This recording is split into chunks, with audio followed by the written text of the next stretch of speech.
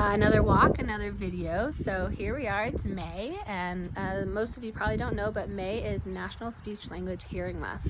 And part of that is to get out the word about what we as speech language pathologists or speech therapists do. My name is Hillary, I'm a speech language pathologist, and I specialize in concussion rehabilitation and cognitive therapy. One of the things that I hear all the time if I tell somebody I'm a speech therapist is, oh, you must work with kids, or oh, you must teach kids how to say their R properly. And you couldn't be further from the truth. There are so many things that speech therapists, speech language pathologists can do, and pediatrics is just one course. And quite honestly, I always knew that I was not cut out to work with kids. I love my kids, and I love having the energy to come home and hang out with my kids, not having spent all day with children. I think people who work with children are saints, and I think you all deserve $1 million. So you can take that to the bank as best you can. But things that speech language pathologists can do that a lot of people don't know about, we obviously have the speech, articulation, we have things like autism, we have social communication disorders, and then we can also get into things like neurological diseases.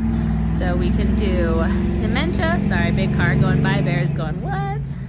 We can treat patients with dementia and memory disorders. We can treat patients who have voice disorders. So Parkinson's plays a big role, people needing voice therapy. We can do things like stuttering and swallowing. So a lot of people don't know that speech language pathologists also work on swallowing. If you ever have swallowing problems, that can include infant feeding even. So infants who are in the NICU who can't swallow or need tube feeding and things like that, who then kind of work on how to swallow. So we have a variety of things that we can treat. So anytime that you hear somebody say, I'm a speech therapist, instead of just assuming, oh, that person works with kids, maybe ask what kind of speech therapist or what patient population do you work with. You might meet somebody like me who goes, nope, don't let me see those kids. You need to be in middle school before I really want to treat you.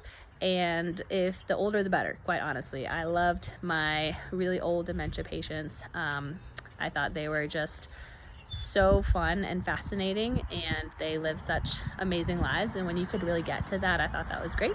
And then I've also always just really loved brain injury, so it's just how I practice and who I am.